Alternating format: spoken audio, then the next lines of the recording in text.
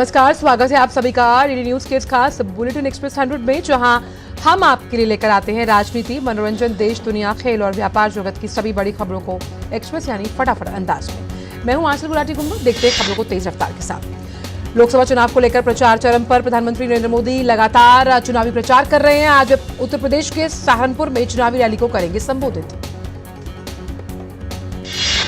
इसके बाद प्रधानमंत्री मोदी राजस्थान के अजमेर में भी एक रैली को संबोधित करेंगे। वहीं प्रधानमंत्री शाम को भाजपा उम्मीदवार अतुल गर्ग के समर्थन में गाजियाबाद में एक रोड शो भी करेंगे। कांग्रेस की पूर्व अध्यक्ष सोनिया गांधी आज प्रचार की कमान संभालेंगी। सोनिया गांधी जयपुर में चुनावी जनसभा को संबोधित करेंगी। इसमें कांग्रेस के राष्ट्रीय अध्यक्ष मल्लिकार्जुन खड़गे भी रहेंगे मौजूद। इस सभा में कांग्रेस के चुनावी घोषणा पत्र न्याय पत्र को जनता के बीच लॉन्च किया जाएगा। जयपुर की सभा से कांग्रेस चुनावी समर में प्रदेश की 6 सीटों को साधने का करेगी प्रयास।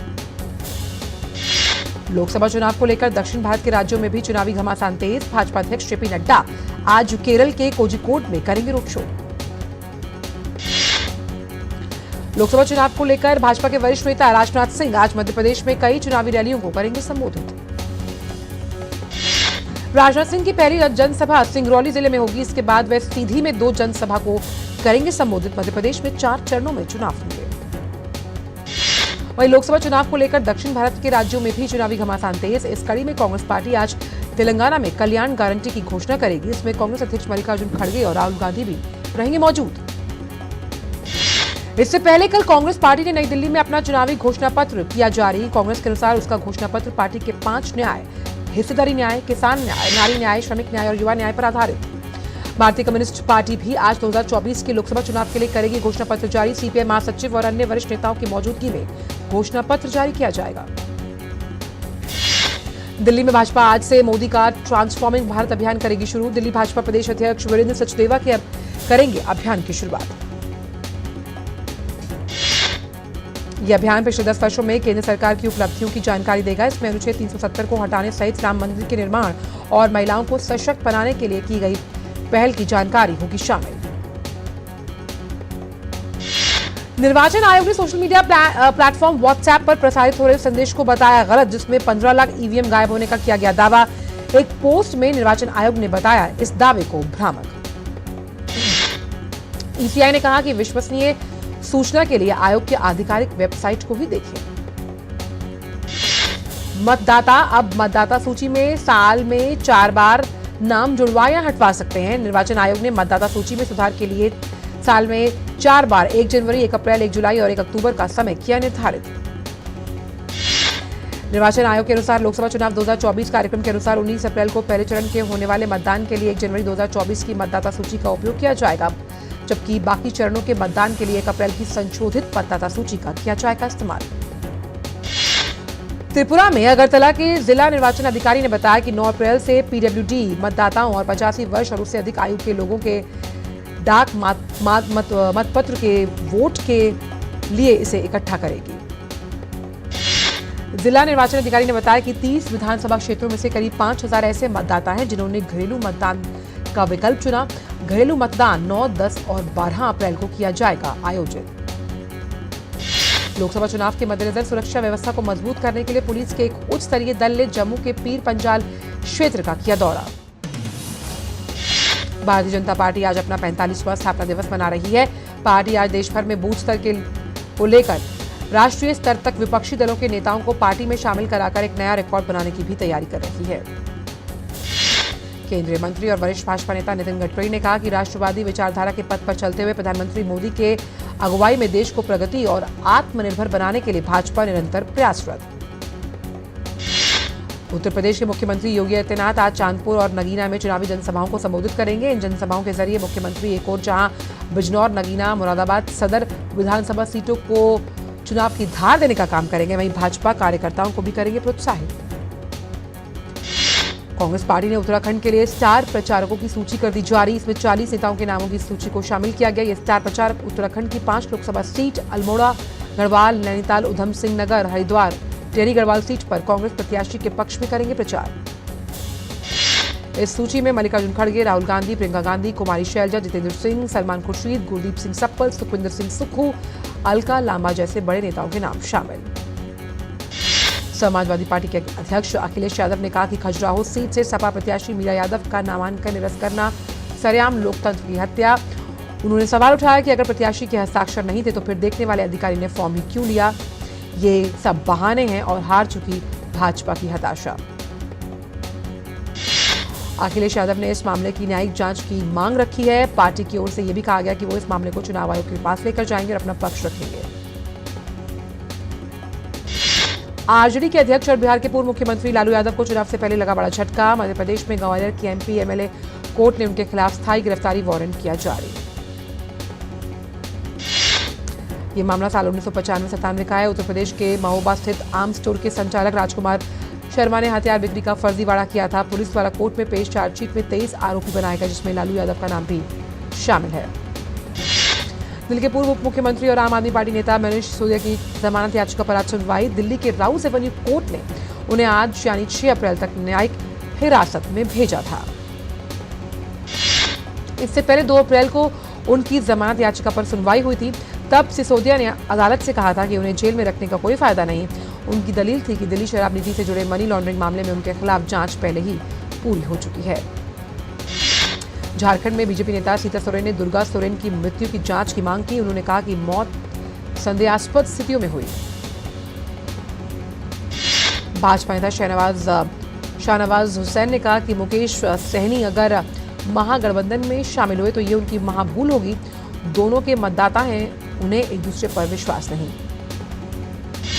बेंगलुरु के रामेश्वरम कैफे ब्लास्ट केस में एनआईए ने कैफे में आईईडी विस्फोट से जुड़े 2 आरोपियों की पहचान की। इनमें से एक मुसाविर हुसैन शाजिब, जिसने कैफे में आईईडी लगाया, जबकि अब्दुल मतीन ताहा ने पूरी घटना की साजिश रची थी। फरार आरोपियों का पता लगाने और उन्हें गिरफ्तार करने के लिए एनआईए ने कर्नाटक, तमिलनाडु और उत्तर प्रदेश में 18 स्थानों पर तलाशी ली। आरोपियों पर 10 लाख रुपए का इनाम पहले ही घोषित किया जा चुका था। राजस्थान के पाली में रात 1:30 बजे भूकंप के झटके महसूस किए गए। रिक्टर पैमाने पर यह तीव्रता 3.7 मापी गई। राजस्थान के अजमेर के शहर में कई हिस्सों में बारिश हुई है, जिसके बाद तापमान में गिरावट दर्ज की गई। मौसम विभाग ने पूर्वी और प्रायद्वीपीय क्षेत्र के लिए आज और कल लू चलने की संभावना व्यक्त की है। ओडिशा, पश्चिम बंगाल, झारखंड, महाराष्ट्र, कर्नाटक, आंध्र प्रदेश, पुडुचेरी और तेलंगाना में आज लू चलने का अनुमान। तिरुचिरापल्ली अंतर्राष्ट्रीय हवाई अड्डे के सीमा शुल्क अधिकारियों ने 1.421 किलोग्राम वजन का सोना किया बरामद, जिसकी कीमत 99 लाख रुपए से ज्यादा बताई जा रही है। यात्री को गिरफ्तार कर लिया गया और आगे की जांच जारी है। ग्रेटर नोएडा के सूरजपुर इलाके में एल्युमिनियम के पार्ट्स बनाने वाली एक कंपनी में आग लगी। दमकल की गाड़ियां मौके पर पहुंची, आग पर पाया गया काबू। हादसे में किसी के हताहत होने की सूचनाएं नहीं। श्री राम जन्मभूमि तीर्थ क्षेत्र के महासचिव चंपत राय ने कहा कि रामनवमी पर एक दिन में 7 लाइनों में दर्शन करवाए जाएंगे। कोई श्रद्धालु दर्शन से वंचित नहीं होगा, इसकी व्यवस्था की जाएगी। भारतीय रिजर्व बैंक ने आईडीएफसी फर्स्ट बैंक पर 1 करोड़ रुपए और एलआईसी हाउसिंग फाइनेंस पर 49 लाख रुपए का जुर्माना लगाया है। आरबीआई ने कहा कि उसने प्राइवेट सेक्टर के आईडीएफसी फर्स्ट बैंक पर जुर्माना 2016 और 2017 में एक सरकारी कंपनी को इंफ्रास्ट्रक्चर देने के मामले में लगाया। इसमें लोन्स एंड एडवांसेस, स्टैट्यूटरी और अदर रिस्ट्रिक्शंस पर केंद्रीय बैंक के निर्देशों का पालन नहीं किया गया। आरबीआई ने 4 एनबीएफसीज, कुंडल्स मोटर फाइनेंस, नित्या फाइनेंस, भाटिया हायर परचेज और Jeevan Jyoti deposit and advances का सर्टिफिकेट ऑफ रजिस्ट्रेशन भी किया रद्द। दूरसंचार सचिव नीरज मित्तल ने भारतीय प्रौद्योगिकी संस्थान मद्रास में एक कार्यशाला के दौरान 5G प्रयोगशालाओं के लिए प्रायोगिक लाइसेंस मॉड्यूल की शुरुआत की। एक आधिकारिक बयान में कहा गया कि मित्तल ने वीडियो कॉन्फ्रेंसिंग के जरिए कुल 100 5G प्रयोगशालाओं के लिए पेश किए लाइसेंस मॉड्यूल। एयर इंडिया ने 31 मार्च को समाप्त वित्त वर्ष में 3,800 से अधिक चालक दल के सदस्यों सहित 5,700 से अधिक कर्मचारियों को किया नियुक्त। बायजूस ब्रांड का स्वामित्व रखने वाली कंपनी थिंक एंड लर्न को एक आपातकालीन मध्यस्थता अदालत ने आकाश एजुकेशन में करीब 6% हिस्सेदारी नहीं बेचने के लिए कहा। यूनाइटेड ब्रेवरीज लिमिटेड को महाराष्ट्र राज्य माल एवं सेवा कर विभाग ने 263 करोड़ रुपए से ज्यादा अधिक की कर मांग आई है, जिसमें ब्याज और जुर्माना भी शामिल है। अंबर एंटरप्राइजेस की इकाई एटी रेलवे ने दक्षिण कोरिया की रेल उपकरण निर्माता यूजिन मशीनरी लिमिटेड के साथ एक संयुक्त उद्यम की शुरुआत की। अंबर इंटरप्राइजेज ने कहा कि उसके पूर्ण स्वामित्व वाली अनुषंगी सिडवाल रेफ्रिजरेशन इंडस्ट्रीज की इकाई एटी रेलवे संयुक्त उद्यम के तहत भारतीय ट्रेनों के कई तरह के उत्पादों का निर्माण और विकास करेगी। वक्त एक छोटे से ब्रेक का। जल्दी टिफिन पैक करो। राजू, मोबाइल छोड़ो। अरे दीदी वो बैंक का नंबर चाहिए, रिफंड ही नहीं आया है। मिल गया। अब भी कॉल करता हूँ दीदी। बिना नंबर जांचे? हाँ? अक्सर जालसाज बैंक की नकली वेबसाइट और फर्जी नंबर से पैसों की धोखाधड़ी करते हैं। तो फिर सही नंबर? बैंक की ऑफिशियल वेबसाइट या तो कार्ड। आपने तो बचा लिया दीदी। काम से नहीं। आरबीआई कहता है, सही वित्तीय बर्ताव करे आपका बचाव। ब्रेक के बाद सभी का स्वागत। आइए अब रुक करते हैं अन्य खबरों का एक्सप्रेस अंदाज में। नेस्ले इंडिया लिमिटेड ने कहा कि उसके निदेशक मंडल ने अपनी मूल कंपनी को रॉयल्टी भुगतान में सालाना 0.15% की बढ़ोतरी करने की मंजूरी दी। रिलायंस डिजिटल ने electronics sale digital discount days का किया ऐलान, जिसमें इलेक्ट्रॉनिक्स उत्पादों पर दिए जा रहे हैं कई ऑफर। इस डिस्काउंट डिजिटल डे सेल की खास बात यह है कि इसमें बड़े बैंकों के काज पर 10% तत्काल छूट और उपभोक्ता को ऋणों पर 15,000 रुपए तक का कैशबैक दिया जा रहा है। इंजीनियरिंग निर्माण और विकास कंपनी तीर्थ गोपीकॉन लिमिटेड ने अपने आईपीओ के लिए कीमत 111 रुपए प्रति शेयर तय की। 8 अप्रैल को खुलेगा तीर्थ गोपीकॉन का आईपीओ। अहमदाबाद स्थित कंपनी तीर्थ गोपीकॉन लिमिटेड कंपनी ने बयान में कहा कि कंपनी की एसएमई सार्वजनिक निर्गम के जरिए 44 करोड़ रुपए जुटाने की योजना बना रही है। 12 महीनों में S&P 500 कंपनियों की कुल आय एक साल के पहले मुकाबले में 6.2% बढ़ी। वर्ष 2024-25 के दौरान भारत से आवश्यक वस्तुओं का आयात करने संबंधी कोटा के नवीनीकरण के लिए मालदीव के विदेश मंत्री मूसा जमी ने भारतीय विदेश मंत्री डॉक्टर एस जयशंकर और भारत का किया धन्यवाद। मालदीव के विदेश मंत्री मूसा जमीर ने कहा कि ये दोनों देशों के बीच दीर्घकालिक मित्रता और द्विपक्षीय व्यापार और वाणिज्यिक रिश्तों को और अधिक विस्तारित करने के लिए मजबूत प्रतिबद्धता को दर्शाता है। अमेरिकी राज्य ओहियो में एक भारतीय छात्रा उमा सत्यसाई गड्ढे की मौत हुई है और भारतीय वाणिज्य दूतावास ने इसकी जानकारी दी है। भारतीय दूतावास ने कहा कि भारत में मृतक छात्र के परिवार के साथ संपर्क बना हुआ है, साथ ही शव को जल्द से जल्द भारत पहुंचाने के लिए हर संभव प्रयास किए जा रहे हैं। संयुक्त राष्ट्र मानवाधिकार परिषद ने गाजा में तत्काल संघर्ष विराम और इजराइल पर हथियार प्रतिबंध के लिए एक प्रस्ताव को अपनाया। प्रस्ताव में गाजा पट्टी में किए गए संभावित युद्ध अपराधों और मानवता के खिलाफ अपराधों के लिए इजराइल को जवाबदेह ठहराने का भी किया आह्वान। 28 देशों ने प्रस्ताव के पक्ष में मतदान किया। भारत सहित 13 देशों ने मतदान नहीं किया और अमेरिका और जर्मनी सहित 6 ने प्रस्ताव के खिलाफ की वोटिंग। प्रस्ताव में गंभीर मानवाधिकारों के उल्लंघन और अंतर्राष्ट्रीय मानवीय कानून के गंभीर उल्लंघनों की रिपोर्टों पर चिंता व्यक्त की गई, जिसमें संभावित युद्ध अपराध और कब्जे वाले फिलिस्तीनी क्षेत्र में मानवता के खिलाफ अपराध भी शामिल। भारत ने फिलिस्तीनी लोगों के आत्मनिर्णय के अधिकार जैसे अन्य संयुक्त राष्ट्र प्रस्ताव के पक्ष में मतदान किया, जिसमें 42 मतों के साथ इसे अपनाया गया। काहिरा में वार्ता शुरू होने से पहले अमेरिकी राष्ट्रपति जो बाइडेन ने मिस्र और कतर के नेताओं से बंधकों को रिहा करने के लिए हमास पर दबाव बनाने के लिए कहा। अमेरिकी राष्ट्रपति और इजराइल के प्रधानमंत्री बेंजामिन नेतन्याहू ने गुरुवार को एक दूसरे से फोन पर बात की। इस दौरान गाजा के हालात पर चर्चा की गई। फोन पर बात करने के कुछ घंटों के बाद गाजा के लोगों के लिए एक राहत की खबर सामने आई। इजरायली अधिकारी ने बताया कि गाजा में अधिक मानवीय सहायता के लिए एरेज सीमा क्रॉसिंग को फिर से खोलने को मिली है मंजूरी। आइसलैंड के प्रधानमंत्री ने एक वीडियो संदेश में अपने इस्तीफा देने की घोषणा की। उन्होंने कहा कि वे अब राष्ट्रपति पद के लिए लड़ेंगी चुनाव। आइसलैंड अपने राष्ट्राध्यक्ष को चुनने के लिए 1 जून को मतदान करेगा। हालांकि सभी ये स्पष्ट नहीं हो पाया कि प्रधानमंत्री के रूप में जैकब डॉटर का उत्तराधिकारी कौन होगा। अमेरिका के न्यूयॉर्क शहर, फिलाडेल्फिया और वॉशिंगटन डीसी के कुछ हिस्सों में आज भूकंप के झटके महसूस किए गए। भूकंप की तीव्रता 4.8 मापी गई। हालांकि किसी के भी घायल होने या फिर किसी प्रकार की क्षति होने की जानकारी नहीं। भूकंप के लगभग 6 झटके महसूस किए गए। ये भूकंप 50 वर्षों में पूर्वोत्तर में तीसरे सबसे शक्तिशाली भूकंप के रूप में देखा जा रहा है।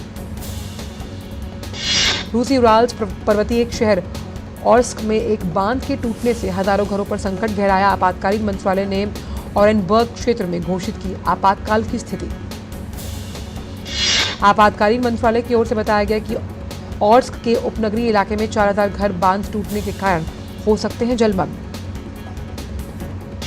भारत की युवा निशानेबाज मनु भाकर ने देश के खेलों के विकास और खिलाड़ियों को प्रोत्साहन देने को लेकर प्रधानमंत्री का जताया आभार। मनु भाकर ने एक्स पर अपने संदेश में लिखा कि प्रधानमंत्री के सपोर्ट की वजह से खिलाड़ियों की लगन और मेहनत निखर कर सामने आती है। उन्होंने भारत में खेल के क्षेत्र में अनंत संभावनाओं के उज्जवल भविष्य को लेकर उम्मीद जताई। भारतीय पुरुष हॉकी टीम ऑस्ट्रेलिया के साथ 5 मैच की टेस्ट सीरीज खेलने के लिए तैयार। सीरीज का पहला मैच आज पर्थ में खेला जाएगा। 2024 पेरिस ओलंपिक के लिए अपनी तैयारियों का आकलन करने के लिहाज से ये सीरीज दोनों टीमों के लिए बेहद अहम। भारत FIH विश्व रैंकिंग में फिलहाल 4थे स्थान पर, जबकि ऑस्ट्रेलिया 5वें पायदान पर। IPL में आज राजस्थान रॉयल्स और रॉयल चैलेंजर्स बेंगलुरु की टीम आमने सामने। ये मुकाबला जयपुर में खेला जाएगा। मौजूदा सीजन में राजस्थान रॉयल्स का सफर शानदार रहा। इस टीम ने अब तक खेले गए तीनों मैचों में जीत हासिल की। दूसरी ओर RCB ने अब तक 4 मैच खेले, जिसमें उसे सिर्फ 1 में जीत मिली। IPL में शुक्रवार को खेला गया मैच सनराइजर्स हैदराबाद के नाम रहा। SRH ने चेन्नई सुपर किंग्स को 6 विकेट से हराया। शुक्रवार को खेले गए मैच में चेन्नई ने पहले बल्लेबाजी करते हुए 5 विकेट पर 165 रन बनाए। जवाब में हैदराबाद ने 16 गेंदें शेष रहते 4 विकेट खोकर लक्ष्य को हासिल कर लिया। हैदराबाद के लिए एडेन मार्कम ने अर्धशतकीय पारी खेली। सूर्य कुमार यादव आज मुंबई इंडियंस के दल के साथ जुड़ गए। सूर्य कुमार यादव टखने की चोट से उबर रहे हैं। उन्होंने इस साल IPL में एक भी मैच नहीं खेला। फाइट कैंडिडेट 2024 चेस टूर्नामेंट में भारत के युवा शतरंज खिलाड़ियों को एक शानदार प्रदर्शन देखने को मिल रहा है। प्रतियोगिता के दूसरे राउंड में डी गुकेश ने अपने हम वतन प्रतिद्वंदी आर प्रज्ञानंदा को हराकर अगले दौर में प्रवेश कर लिया। दोनों खिलाड़ियों के बीच दूसरे दौर में कड़ी टक्कर देखने को मिली। हालांकि डी गुकेश ने मैच को 1-0 से अपने नाम किया। वहीं फिडे कैंडिडेट 2024 में खेले गए एक अन्य मैच में भारत के संतोष गुजराती विदित ने दुनिया के तीसरे नंबर के खिलाड़ी अमेरिका के हिकारू नाकामुरा को 1-0 से हराने में सफलता पाई। भारत के यूकी भांबरी और उनके फ्रेंच जोड़ीदार अल्बानो ओलिवेट्टी को मराकेश ओपन के सेमीफाइनल में हार का मुंह देखना पड़ा। प्रतियोगिता के पुरुष युगल वर्ग में भारतीय फ्रेंच जोड़ी को ऑस्ट्रेलिया जोड़ी ने 7-5, 3-6, 10-7 के अंतर से हराया। भारत के अनुपमा उपाध्याय आज Kazakhstan international challenger badminton tournament के फाइनल में उतरेंगी। खिताबी मैच में अनुपमा का सामना हम वतन खिलाड़ी ईशरानी बरुआ से होगा। दक्षिण अफ्रीका के फुटबॉलर ल्यूक फ्यूअर्स की कार हाईजैकिंग के दौरान गोली मारकर हत्या कर दी गई। पुलिस के मुताबिक ये वारदात एक पेट्रोल स्टेशन पर हुई। विद्या बालन, प्रतीक गांधी, इलियाना डिक्रूज और सेंथिल राममूर्ति की फिल्म 2 और 2 प्यार का आज जारी होगा ट्रेलर। 19 अप्रैल को फिल्म होगी रिलीज। Tabu, Kareena Kapoor, Kriti Sanon starrer film Crew box office पर कर रही है अच्छा प्रदर्शन। 8वें दिन भी 3 करोड़ से ज्यादा का बिजनेस। वहीं अब तक फिल्म कुल 47 करोड़ रुपए से ज्यादा की कमाई कर चुकी है। अक्षय कुमार और टाइगर श्रॉफ की फिल्म बड़े मियां छोटे मियां सिनेमाघरों में धूम मचाने के लिए तैयार। फिल्म की रिलीज को सिर्फ 4 दिन बचे हैं। 6 अप्रैल से शुरू हो रही है फिल्म की एडवांस बुकिंग। केंद्रीय फिल्म प्रमाणन बोर्ड ने अजय देवगन की फिल्म मैदान को UA श्रेणी में प्रमाणित किया। फिल्म का रन टाइम 181 मिनट। फिल्म 10 अप्रैल को होगी रिलीज। राजकुमार राव भी अब बायोपिक फिल्म श्रीकांत के साथ आ रहे हैं, जिसमें वो एक इंस्पायरिंग रियल लाइफ कहानी दिखाएंगे, जिसकी पहली झलक दिखाने के साथ ही मेकर्स ने 10 मई को 2024 की रिलीज डेट की भी घोषणा की है। सिद्धार्थ गरिमा की जोड़ी द्वारा निर्देशित पहली फिल्म दुकान सिनेमाघरों में रिलीज। जाने माने पटकथा लेखक और गीतकार सिद्धार्थ गरिमा फिल्म दुकान के साथ कर रहे हैं निर्देशन की शुरुआत। करण जौहर द्वारा निर्मित फिल्म किल का टीजर जारी। फिल्म 5 जुलाई को होगी रिलीज। कुणाल खेमू की निर्देशित फिल्म मडगांव एक्सप्रेस ने बॉक्स ऑफिस पर 20 करोड़ रुपए का आंकड़ा पार किया। धीरे धीरे फिल्म पकड़ रही है रफ्तार। दिबाकर बैनर्जी द्वारा निर्देशित फिल्म LSD 2 का पहला गाना लॉन्च। एकता कपूर और शोभा कपूर द्वारा निर्मित ये फिल्म 19 अप्रैल को सिनेमाघरों में होगी रिलीज। बॉक्सिंग पर आधारित फिल्म मैं लड़ेगा का फर्स्ट लुक जारी। 26 अप्रैल को सिनेमाघरों में रिलीज होगी फिल्म। आयुष शर्मा की फिल्म रुस्लान का ट्रेलर रिलीज। फिल्म 26 अप्रैल को सिनेमाघरों में होगी रिलीज। फिल्म स्वातंत्र्य वीर सावरकर बॉक्स ऑफिस पर कर रही है अच्छा प्रदर्शन। फिल्म ने अब तक लगभग 20 करोड़ रुपए की कमाई की।